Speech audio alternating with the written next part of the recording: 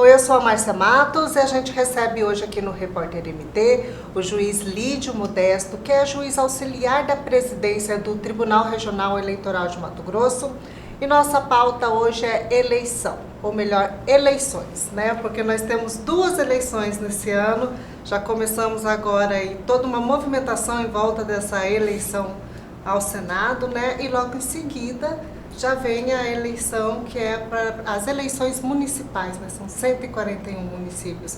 Tudo bem, doutor Lídio? Prazer em receber aqui. Tudo bem, Márcia, obrigado pelo convite.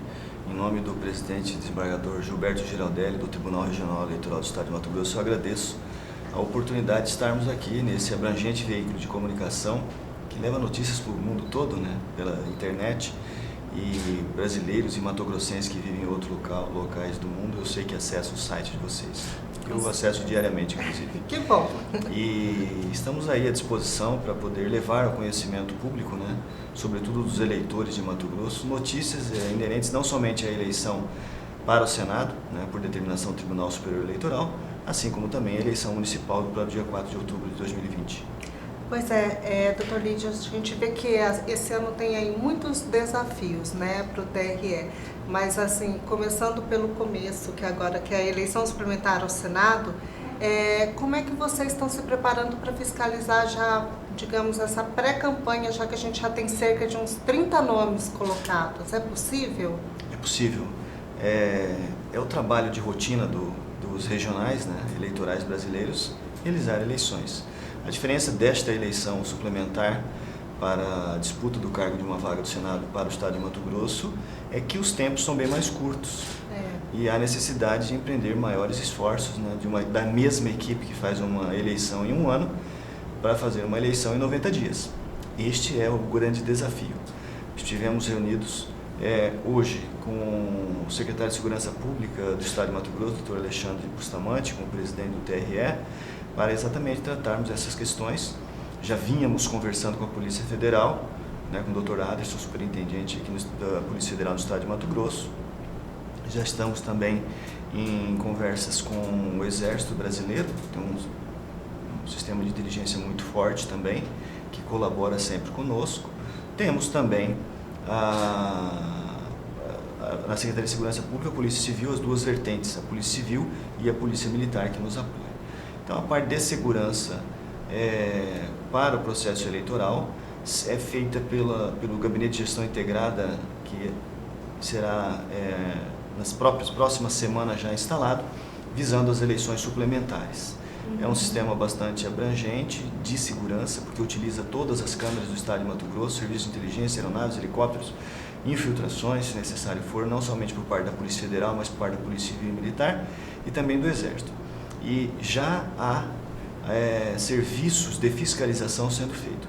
E temos também a ideia do fiscal eleitor, que pode lançar mão aí dos aplicativos que nós temos, né, da Justiça Eleitoral, para que ele possa fazer as suas denúncias. E agora, na próxima semana, nós devemos estar levando ao conhecimento público os aplicativos, as ferramentas que o eleitor pode lançar mão para fazer denúncia, não somente de propaganda irregular, que ele reputa não precisa ter certeza de que aquilo é irregular, mas também de abuso de poder econômico, gastos desnecessários que possam vir a causar algum desequilíbrio ao pleito eleitoral, porque o princípio da igualdade entre aqueles que disputam um cargo público é o principal norteador de uma campanha eleitoral. É garantia a ser dada pela Justiça Eleitoral estabelecer a igualdade de disputa entre aqueles que querem participar aí desse cenário político brasileiro aí, uma vaga que é do Senado Federal, que merece registrar que é o único cargo parlamentar que iguala verdadeiramente as unidades da federação. A Câmara de Deputados, por exemplo, varia o número de vagas conforme o Estado. Já Mato Grosso está de pé à igualdade com São Paulo, com Rio de Janeiro, com Minas Gerais, tendo cada unidade da federação apenas 3 senadores da República. Então é muito importante que o eleitor tome consciência, compareça e vote, não deixe na mão de um vizinho ou de qualquer outro indivíduo despreparado politicamente para que possa exercer a escolha que seria dele. Sim, falando sobre essa necessidade que o senhor está colocando, até de ter esse representante de Mato Grosso recolocado no Senado o quanto antes. Teve agora, recentemente, essa semana, um pedido de uma associação, de um sindicato, para que essa eleição ao Senado não fosse feita agora por questão de gastos públicos e por falta de tempo hábil para se organizarem, e que fosse feita junto com as eleições municipais em outubro. Isso é possível? Estamos falando de um mundo ideal. Um mundo ideal para nós seríamos realizar todas as eleições de uma vez só. Para o tribunal seria muito melhor. Evidentemente que esta eleição para a disputa de um cargo ela custa menos que uma eleição grande, completa. Mas ainda assim é um valor muito alto. Nós temos um dos votos mais caros do Brasil, aqui em Mato Grosso, que é por conta da nossa dimensão continental do estado. 3 ecossistemas, dentro de um bioma muito complexo. Nós temos a Amazônia Legal ao norte do estado, a região de Pantanal, região de Cerrado, sem falar do Araguaia, a leste do estado. Cada região dessa demanda uma logística de atuação diferenciada por parte do Tribunal Regional Eleitoral. De maneira, sem falar das aldeias indígenas, que são inúmeras, de maneira que o voto se torna bem mais caro que Minas Gerais, por exemplo, São Paulo, que é tudo asfalto, enfim. Mas este pedido deveria ser endereçado ao TSE, porque o Tribunal Regional Eleitoral de Mato Grosso apenas está cumprindo uma ordem superior de um tribunal superior, a mais alta cúpula eleitoral brasileira, determinou que o Estado de Mato Grosso realizasse as eleições para uma vaga suplementar no Senado, cargo de Senado da República, em 90 dias. E assim está sendo feito, nós estamos cumprindo uma ordem judicial. O mundo ideal seria que tudo fosse feito de uma vez só. Mas nós cumprimos ordem, assim quando um magistrado dá uma ordem judicial, ela não deve ser discutida, ela deve ser cumprida, desafiada por recurso. É evidente que este pedido vai ser analisado pelo Pleno do TRE de Mato Grosso o mais breve possível, porque já estamos em andamento na eleição, já estamos contando prazo, nós estamos na fase de pré-campanha eleitoral. E de modo que deve ser apreciado o mais rápido possível esse pedido, mas eu entendo que esse pedido está equivocadamente endereçado. O direcionamento dele não deveria ser para cá, deveria ser então para o TSE, isso que o senhor está colocando. Não cabe ao tribunal decidir se faz ou não faz essa eleição, cabe ao tribunal cumprir uma ordem superior que foi dada com algumas datas possíveis de serem realizadas. Nós tínhamos a possibilidade de realizar essa eleição em março, abril, maio ou junho. E aí optou-se, o Pleno do TRE, em determinar o dia 26 de abril. Por quê?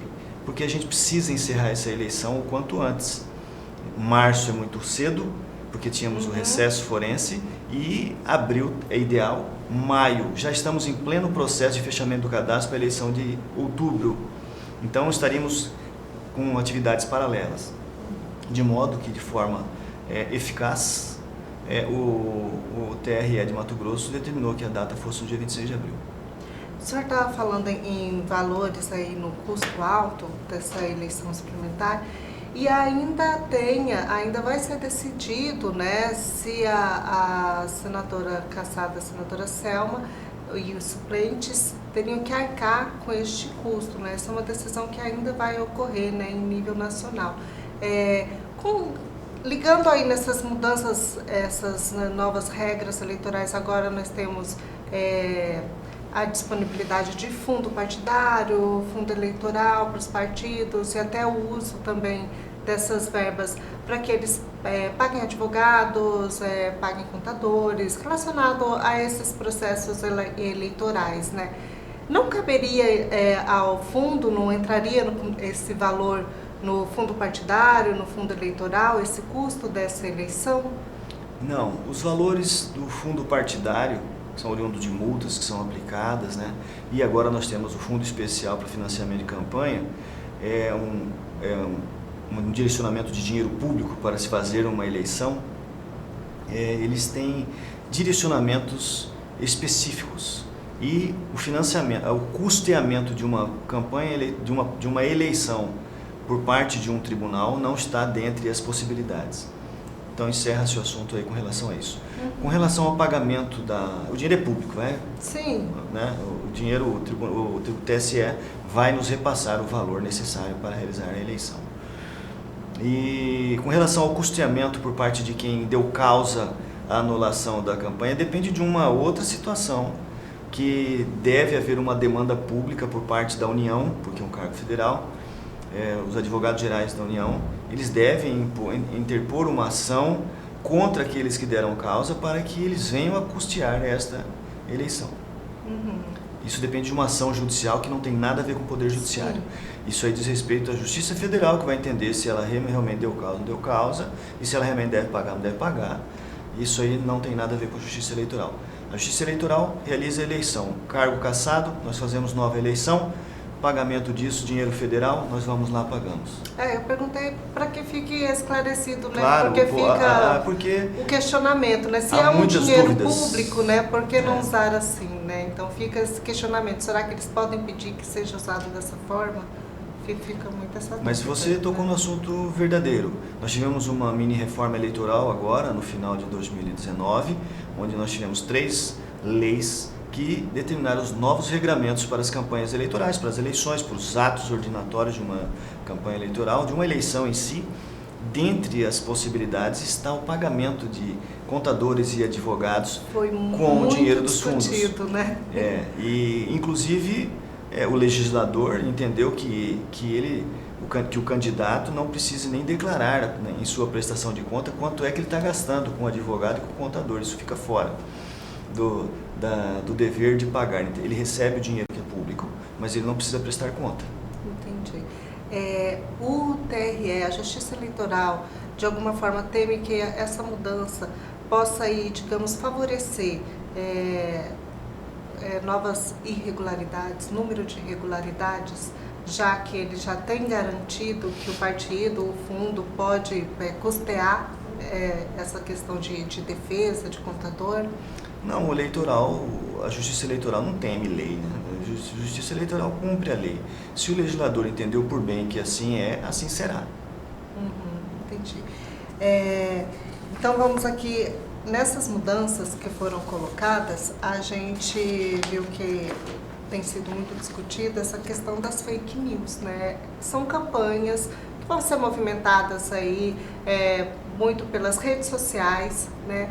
E como que vão conseguir barrar, frear as fake news? O povo, sobretudo o eleitor, é o principal endereçado das fake news. Deve haver um filtro por parte dele com relação a essa situação. Às vezes nós temos algo muito cômico relacionado às fake news. Ocorre que a eleição é um ato muito sério e assim deve ser tratado.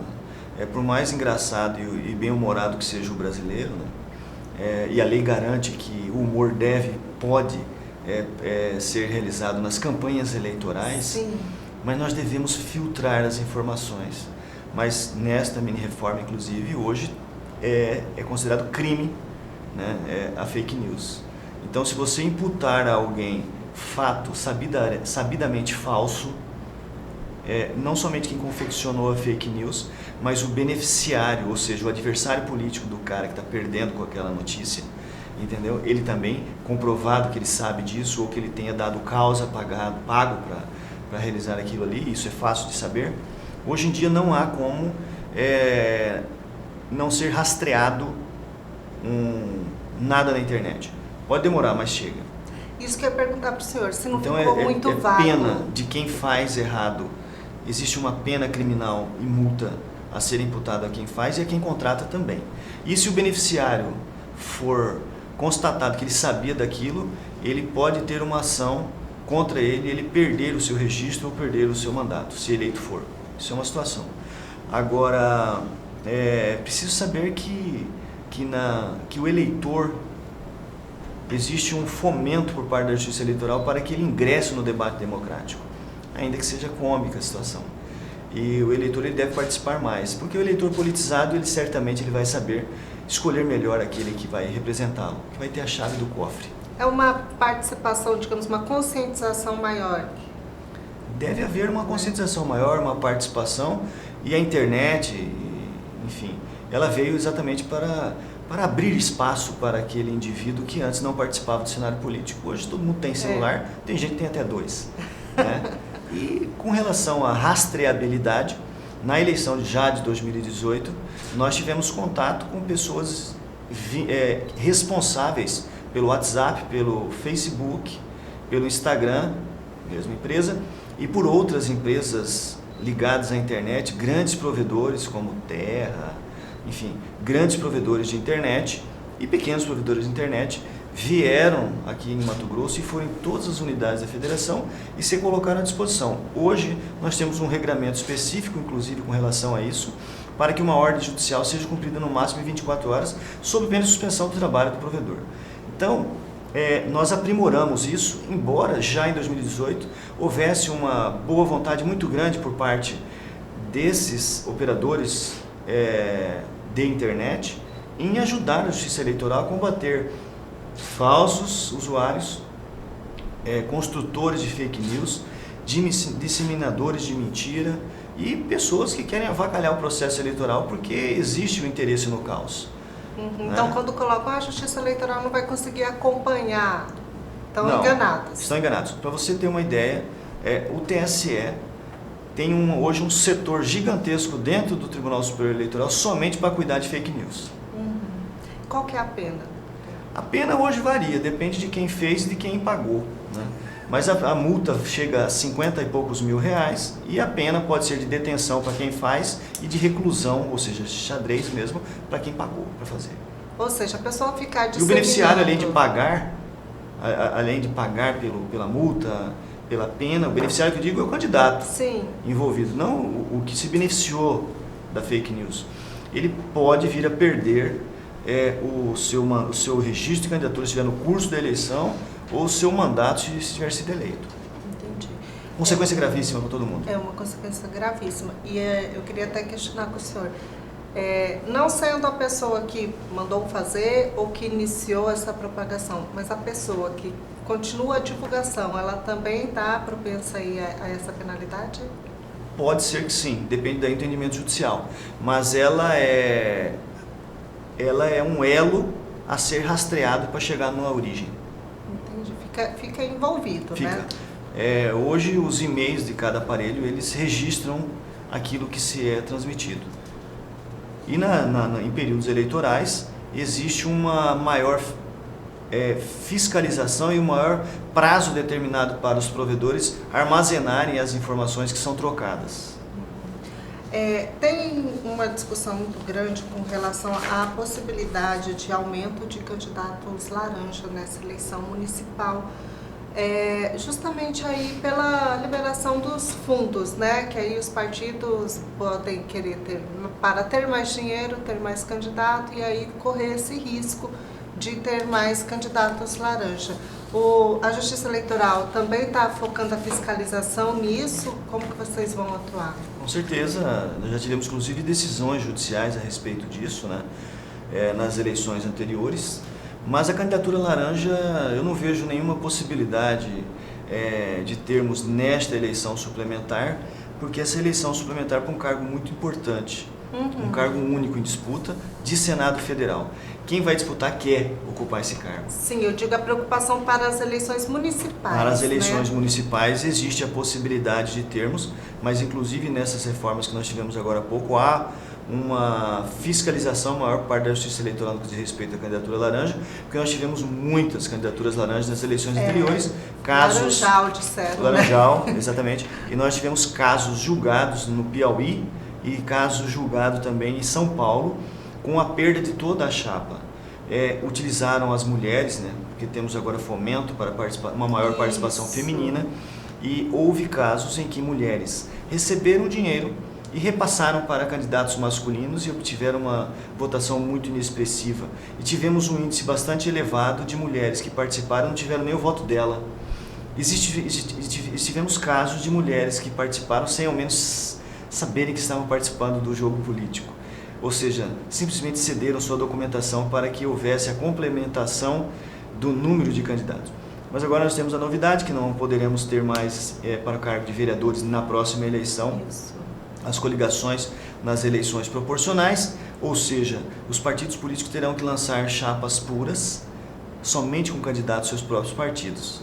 Isso faz com que ele tenha necessidade de ter o maior número possível de voto para que ele consiga alcançar o quociente eleitoral sob pena de ter muito voto e não ganhar nenhuma vaga.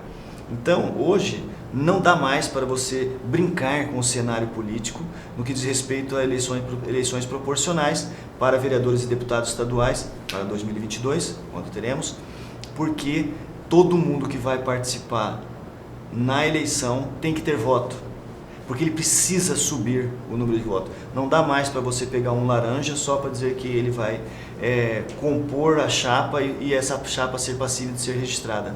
Não serve mais isso. Senão apenas o cara que é mais conhecido do partido político vai ser eleito. Não vai ter mais a figura de efeito tiririca, puxador de voto. Sim. Não pode mais, porque nós temos a cláusula de barreira. O cara, para conseguir ser eleito na eleição proporcional que você vizinha, o principal que ganhou, o fato de um cara ter muito voto colabora para elevar o número de votos de todos e se aproximar mais do quociente eleitoral. Acontece que o cidadão, o indivíduo que pode pleitear uma outra vaga para o partido político, para ele se tornar grande, porque os amigos vão desaparecer. Esta é a tendência. É o fortalecimento do princípio partidário.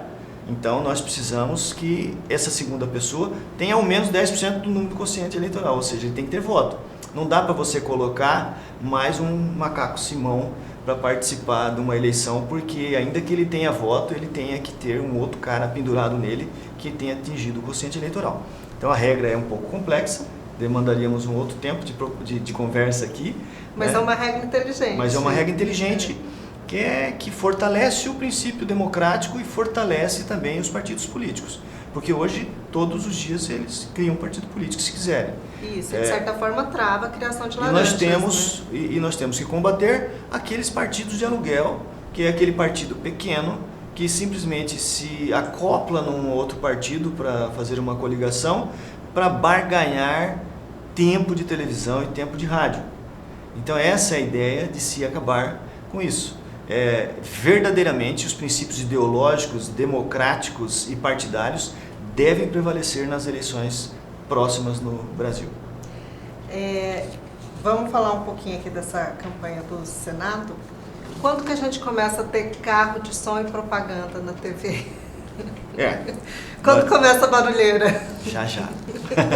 Vai ser muito rápido. Já, já. Tudo muito rápido, 10 até 12, 3 dias apenas. Convenções partidárias, escolher o cara até o dia 17, às 19 horas, é o último dia do prazo para o partido ou coligação registrar o candidato escolhido na convenção partidária do dia 10 até o dia 12. Amanhã, dia 18 de março, começa a campanha eleitoral. E aí está liberado o carro de som, as campanhas convencionais, Sim. distribuição de material impresso, propaganda em jornais, revistas, carreatas, passeatas, comício, carro de som, mini trios, trio elétrico só pode ser utilizado fixo em comício, essa distribuição de panfletos, santinhos, bandeiras ao longo das rodovias, sempre obedecendo regras específicas para cada modalidade de propaganda. Bandeira pode? Pode, desde que não atrapalhe o fluxo do tráfego e visibilidade dos transeuntes e também dos veículos. E daí no dia 23, na sequência, até a antevéspera da eleição, dá-se início então a propaganda no horário eleitoral na televisão e nas rádios. Apenas 5 minutos pela manhã, no rádio, das 7 da manhã às 7h05, horário de Brasília, portanto 6, 6 e 5 aqui em Mato Grosso, e dá 3 vezes por semana, segunda, quarta e sexta, do meio-dia, meio-dia e 5, e também no início da tarde, das 19 às 19h05. Vai ser muito rápido, né? Muito rápido. E de muita atenção para ambos os lados, né? Tanto para quem está concorrendo quanto para quem está fiscalizando, né? Neste mesmo período do dia que começa no dia 23 até o outro dia 23, 30 dias de campanha eleitoral, nós temos aquelas inserções diárias de 30 segundos ou de 1 minuto ao longo da programação das emissoras de rádio e de televisão, daqueles partidos bem pulverizados, de forma equânime, inclusive levando em consideração horários nobres, horários menos vistos nessas emissoras de rádio e TV, para que não haja ferimento daquele princípio igualitário que eu disse para você que a Justiça Eleitoral fiscaliza. Então isso é feito eletronicamente pela Justiça Eleitoral Eu acredito que lá pelo dia 18 nós já devamos aí estar realizando essa distribuição do tempo, ver quem que é o primeiro que fala, quem que inicia, porque a gente precisa esperar a convenção partidária, e aí que vai até o dia 17 de março. E aí a gente inicia esse trabalho de entregar para os partidos políticos e coligações os tempos de cada um, e para que eles iniciem daí no dia 23 a propaganda eleitoral gratuita. E qual que será o teto de gasto dessa campanha suplementar? É o mesmo do gasto normal. O mesmo. Uma eleição, na verdade, é a mesma coisa que aconteceu antes, só que agora só tem um cargo em disputa. Sim. Eu digo assim, porque aí tem essa prestação de contas que também tem que ocorrer logo em um tempo curto, né? Dia da eleição, 26, acabou, segunda-feira, começa 4 dias, tem que prestar conta em 4 dias. Em 4 dias. Então, o esforço vai ter que ser muito concentrado mesmo para conseguir dar conta de colocar tudo certinho. O peso não pode ficar só na costa da Justiça Eleitoral, né? Todos que participam da situação têm que acelerar também. Sim, com certeza. Eu digo até porque esse vai ser um ponto que esses candidatos vão ter muito cuidado, né? Até porque o resultado dessa cassação de mandato que teve agora já ocorreu aí nessa situação, né? Nessa prestação de contas e tal. Então, assim, é um ponto que eles vão ter muita atenção, né?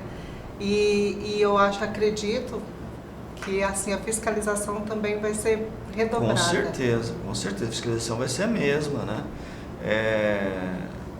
Mas fazendo certo dá para fazer em 4 dias. É muito breve. Fazendo certo dá para fazer em 4 dias. Só para a gente finalizar aqui, o senhor considera que essa campanha, essa eleição ao Senado agora, digamos, será assim um treino para toda a Justiça Eleitoral daqui de Mato Grosso, já que nós teremos logo em seguida, terminou, já vem a campanha das municipais? Podemos dizer que sim, porque os mesários geralmente são os mesmos. Nós temos um exército que trabalha, né, para se realizar uma eleição. São 35 mil pessoas convocadas para fazer a eleição, inúmeros procedimentos de distribuição, né, de urnas eletrônicas, aldeias indígenas, locais de difícil acesso, helicópteros, aviões, barcos. Então, de certa forma, eles vão ser treinados sim, né, para a realização da eleição ordinária que vai acontecer no dia 4 de outubro. Mas já temos, né, o métier de realizar eleições, a complexidade e a atenção, ela sempre é observada, mas se podemos treinar, por que não, né? Vamos aproveitar o momento e treinar sim. Tá certo. Eu quero agradecer a participação do senhor no Repórter MT, quero deixar o espaço aberto para suas considerações finais e algum ponto que a gente não tenha colocado. Eu que agradeço a oportunidade de estarmos aqui, como disse no início da nossa conversa, neste abrangente veículo de comunicação, o qual eu acesso diariamente, né, para acompanhar as notícias do meu estado, sou cuiabano, e eu gostaria apenas de frisar para o eleitor que deseja votar agora no dia 26 de abril, que para que ele possa votar, ele tem que ter a sua situação eleitoral regularizada. Nós estamos com quase 600 mil títulos cancelados em todo o estado, o que corresponde a quase 20% do nosso eleitorado. Situações distintas, porque não compareceu nas últimas eleições para votar, nas últimas 3 eleições título cancelado, ou porque não observou que deveria realizar o seu recadastramento eleitoral, atualizar seu voto para o sistema biométrico, e aí teve o título cancelado. Para você ter uma ideia, Cuiabá, maior colégio eleitoral, nós temos 165 mil pessoas com título cancelado. E Várzea Grande, segundo colégio, 65 mil pessoas, ou seja, pouco mais de 200 mil, é muita gente que não vai votar. E se essa pessoa ficar descansada e não comparecer até o dia 21 de fevereiro, agora, para regularizar sua situação eleitoral, ele pode até comparecer para votar no dia, mas ele não vai poder exercitar, porque está com seu título cancelado. De maneira que eu recomendo aos eleitores de Mato Grosso que entrem no site da Justiça Eleitoral, verifiquem sua situação, se está com o título cancelado, que compareça. Cuiabá, Várzea Grande, Cuiabá. Ganha tempo da da Praça Ipiranga, ganha tempo do CPA e Casa Democracia no TRE. Várzea Grande, Avenida Castelo Branco e também no ganha tempo da Grande Cristo Rei. Nos demais municípios do estado de Mato Grosso, nos cartórios eleitorais. Essa é a data limite, 21 de fevereiro de 2020, para quem deseja votar na eleição suplementar dia 26 de abril para o Senado Federal. No dia 22 de fevereiro, no dia 22 de fevereiro até o dia 6 de maio, continua aberta a possibilidade de recadastramento eleitoral, de resolver sua situação com a Justiça Eleitoral. A diferença é que quem regularizar até o dia 21 de fevereiro vota na eleição suplementar. Quem regularizar até dia 6 de maio, quando fecha o cadastro eleitoral no Brasil todo aí ele pode votar na eleição municipal. E eu agradeço, então, portanto, mais uma vez, em nome do Tribunal Regional Eleitoral do Estado de Mato Grosso, a oportunidade de estar aqui levando notícias das eleições de 2020. Das eleições, isso mesmo, está certo. Obrigada, doutor.